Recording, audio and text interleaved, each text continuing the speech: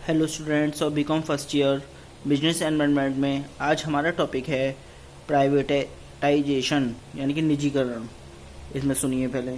निजीकरण शब्द को प्रत्येक देश ने अपनी व्यवस्था के अनुसार परिभाषित किया है, जिसके अध्ययन की दृष्टि से संकुचित और व्यापक दो शब्द अर्थों में प्रयुक्त किया जा सकता है। संकुचित अर्थ में निजीकरण से तात्पर्य उस प्रक्रिया से है जिसमें सार्वजनिक उपक्रमों के स्वामित्व को निजी क्षेत्र को हस्तांतरित किया जाता है, जबकि व्यापक अर्थ में निजीकरण में केवल सार्वजनिक उपक्रमों के स्वामित्व को निजी क्षेत्र को ही नहीं सौंपा जा रहा है, बल्कि सार्वजनिक क्षेत्र के लिए आरक्षित क्रियाओं को भी निजी क्षेत्र को सौंपा जा रहा है। इसकी कुछ परिभाषाएं हैं। नंबर 1 है डॉक्टर ए पीटर के अनुसार निजीकरण से अभिप्राय सार्वजनिक क्षेत्र के कार्य क्रियाएं या संगतों का निजी क्षेत्र को हस्तांतरण। दूसरी है ली तथा जॉन नेल्स के अनुसार निजीकरण वह सामान्य प्रक्रिया है जिसके द्वारा निजी क्षेत्र किसी सरकारी उद्यम का मालिक बन जाता है या उसका प्रबंध करता है। उपरोक्त परिभाषाओं के आधार पर हम कह सकते हैं कि निजीकरण एक ऐसी प्रक्रिया है जिसके अंतर्गत सार्वजनिक उपक्रमों के स्वामित्व एवं प्रबंध में निजी क्षेत्र को सहभागिता प्रदान की जाती है, अथवा स्वामित्व एवं प्रबंध निजी क्षेत्र को हस्तांतरित किया जाता है तथा आर्थिक क्रियाकलापों पर सरकारी नियंत्रण को घटाकर देश में आर्थिक प्रजातंत्र स्थापित किया जाता है। अब आता है फैक्टर्स ऑफ प्राइवेटाइजेशन, निजीकरण को प्रेरित करने वाले घटक। इसमें सुनिए। भारतीय अर्थव्यवस्था को निजीकरण की ओर से अग्रसर करने के लिए निम्नलिखित कदम उठाए गए हैं। नंबर 1 है सार्वजनिक क्षेत्र के लिए आरक्षित उद्योगों की संख्या में कमी। 1956 को औद्योगिक नीति में 17 उद्योग सार्वजनिक क्षेत्र के लिए आरक्षित थे, जिनकी संख्या समय समय पर कम होती रही। 1991 को औद्योगिक नीति में केवल 8 उद्योग सार्वजनिक क्षेत्र के लिए आरक्षित थे, जो वर्तमान में घटकर 4 रह गए हैं। नंबर 2 आता है लाइसेंस की अनिवार्यता वाले उद्योग की संख्या में कमी। भारत सरकार ने निजीकरण को प्रोत्साहित व विकसित करने के उद्देश्य से उद्योगों के लिए लाइसेंस लेने की अनिवार्यता को धीरे धीरे कम किया है। नंबर 3 सार्वजनिक उपक्रमों की अंश पूंजी का विनिवेश। भारत सरकार ने निजीकरण को बढ़ावा देने के लिए कुछ सार्वजनिक उपक्रमों की अंश पूंजी को जनता में विनिवेश किया है। नंबर 4 निजी क्षेत्र में बैंकों की स्थापना। सरकार निजीकरण को बढ़ावा देने के लिए अब निजी उद्यमियों को बैंक खोलने के लिए प्रोत्साहित कर रही है। इसके अतिरिक्त सरकार ने राष्ट्रीयकृत बैंकों की 70% पूंजी को निजी क्षेत्र में देने की योजना तैयार की है। नंबर 5 विदेशी वित्तीय संस्थाओं का पंजीयन। देश में अंशों, ऋण पत्रों तथा अन्य प्रतिभूतियों में धन विनियोजित करने वाली विदेशी वित्तीय संस्थाओं का पंजीयन किया जाने लगा है। इससे देश में पूंजी की उपलब्धता में सुधार हुआ है और निजी क्षेत्रों के विकसित होने में सहायता मिली है। नंबर 6 पूंजी बाजार का विकास। देश में निजीकरण को प्रोत्साहित करने के लिए सरकार ने पूंजी बाजार के विकास के लिए सेबी नामक एक स्वतंत्र संस्था का गठन किया है। इस संस्था की स्थापना का उद्देश्य स्कंद विनिमय केंद्रों के नियमन एवं नियंत्रण करने वाले प्रकरणों की जांच करने, merchant bankers, lead manager, broker, sub broker आदि का पंजीयन करने तथा उनके कार्यों की समीक्षा करना है। नेक्स्ट टॉपिक है हमारा डिवॉल्यूशन यानी कि अवमूल्यन। इसमें सुनिए। अवमूल्यन का अर्थ मुद्रा के मूल्य में कमी करना है। जब कोई देश अपने देश की मुद्रा के बदले दूसरे देश की मुद्रा पहले से कम मूल्य में लेने के लिए तैयार हो जाता है तो उसे मुद्रा का अवमूल्यन कहते हैं। अन्य शब्दों में अवमूल्यन का तात्पर्य किसी देश द्वारा अपनी मुद्रा के बाहरी मूल्य को कम कर देने से है। अवमूल्यन से राष्ट्रीय मुद्रा की क्रय शक्ति स्वर्ण या अन्य विदेशी मुद्रा के रूप में कम हो जाती है। विभिन्न विद्वानों ने अवमूल्यन को इस प्रकार परिभाषित किया है। पहला है पॉल इंजिंग के अनुसार अवमूल्यन का तात्पर्य मुद्राओं की अधिकृत सरकारी क्षमता में कमी करने से है। दूसरी है डॉक्टर गांगुली के अनुसार अवमूल्यन का अभिप्राय देश की मुद्रा के बाह्य मूल्य में कमी कर देना है। उपरोक्त परिभाषाओं के आधार पर हम कह सकते हैं कि जब कोई देश अपनी मुद्रा पहले से कम मूल्य में लेने के लिए तैयार हो जाता है तो उसको मुद्रा का अवमूल्यन कहते हैं। उदाहरण, भारत के 56 रुपया अमेरिका के $1 के बराबर है। यदि किसी कारण भारत सरकार 60 रुपये की विनिमय दर $1 निर्धारित कर दे तो हम इस रुपये का डॉलर में अवमूल्यन कहेंगे। अब आता है need, objectives and causes of devolution. अवमूल्यन की आवश्यकता, उद्देश्य एवं कारण। अवमूल्यन के प्रमुख उद्देश्य, आवश्यकता एवं कारण निम्नलिखित हैं। नंबर 1, निर्यात प्रोत्साहन। अवमूल्यन से देश की मुद्रा का भाव मूल्य कम हो जाता है, जिससे विदेशियों के लिए उस देश की वस्तु सस्ती पड़ती है। नंबर 2, आयातों में कमी। जिस प्रकार अवमूल्यन से देश के निर्यात बढ़ते हैं, उसी प्रकार देश की आयात कम होते हैं, क्योंकि विदेशी माल उस देश के लिए महंगा पड़ेगा। जैसे उक्त उदाहरण के अनुसार अवमूल्यन से पूर्व $1 मूल्य का माल खरीदने के लिए 56 रुपये देने पड़ते थे, किंतु अवमूल्यन के बाद 60 रुपये देने पड़ेंगे। इससे आयातों में कमी आएगी। नंबर 3 आता है व्यापार संतुलन। अवमूल्यन का उद्देश्य निर्यात बढ़ाना व आयातों में कमी करके व्यापार संतुलन को पक्ष में करना होता है। जब किसी देश का व्यापार संतुलन निरंतर घाटे में चलता रहता है तो वह अवमूल्यन की नीति अपनाकर व्यापार संतुलन को पक्ष में लाने का प्रयास करता है। नंबर 4, देशी उद्योग धंधों को संरक्षण। जब सरकार स्वदेशी उद्योगों को संरक्षण देना चाहती है तो वह आयातों को नियंत्रित करने के लिए मुद्रा के अवमूल्यन का सहारा लेती है, ताकि आयात महंगी हो और स्वदेशी उद्योग धंधे फले फूले। नंबर 5, विदेशी ऋण की प्राप्ति।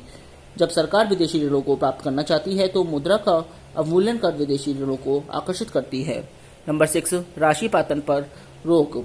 जब कोई देश उत्पादन लागत से कम मूल्य पर वस्तुओं का निर्यात करता है तो इसे राशि पातन कहा जाता है। नेक्स्ट टॉपिक है हमारा export import policy of India. Bharat की आयात निर्यात नीति, इसके बारे में सुनिए। निर्यात आयात नीति को विदेशी व्यापार नीति 2004 से 2009 का नाम दिया गया। यह नीति 31 अगस्त 2004 को घोषित की गई और यह लक्ष्य रखा गया कि अगले 5 वर्षों में भारत के विश्व व्यापार को दोगुना किया जाए। इस नीति का उद्देश्य निर्यात को बढ़ाने के साथ साथ अर्थव्यवस्था के विकास के लिए पूंजीगत सामान, कच्चे माल, टेक्नोलॉजी आदि की आयात को सुविधाजनक बनाना भी है। इस नीति के कुछ निर्यात संवर्धन योजनाओं की घोषणा की गई है। इसकी कुछ विशेषताएं आती हैं, वो सुनिए। विदेशी व्यापार नीति 2004 से 2009 के प्रमुख प्रावधान, विशेषताएं अथवा लक्षण निम्नलिखित हैं। नंबर 1 है कृषि क्षेत्र के लिए प्रावधान। नई निर्यात आयात नीति में कृषि क्षेत्र के विकास से संबंधित निम्न प्रावधान किए गए हैं। कृषि से संबंधित पूंजीगत वस्तुओं को आयात शुल्क से मुक्त कर दिया गया है। कृषि बीजों की आयात विधि को सरल किया गया। सब्जियों, फलों, फूलों तथा अन्य कृषि उत्पादों के निर्यातों को बढ़ावा देने के लिए विशेष कृषि उपज योजना का शुभारंभ किया गया। नंबर 2, निर्यात संवर्धन के लिए विशेष योजनाएं। इसमें सुनिए, निर्यातों को बढ़ावा देने के उद्देश्य से निर्यात संवर्धन की कुछ विशेष योजनाएं प्रारंभ की गई हैं, जो निम्नलिखित हैं। नंबर 1, भारत की सेवा प्रणाली। विदेशी बाजारों में भारतीय सेवाओं के निर्यात को बढ़ावा देने के लिए सर्व फ्रॉम इंडिया नामक के ब्रांड की शुरुआत की गई, जिसको प्रयोग करने का अधिकार सरकार के पास सुरक्षित है। नंबर 2, विशेष कृषि उपज और ग्राम उद्योग योजना। यह योजना अप्रैल 2006 से प्रारंभ की गई। यह योजना फलों, सब्जियों, फूलों तथा अन्य कृषि उत्पादों के साथ ग्रामीण उद्योगों की निर्यात को प्रोत्साहन देती है। नंबर 3, शुल्क आहारता पासबुक स्कीम।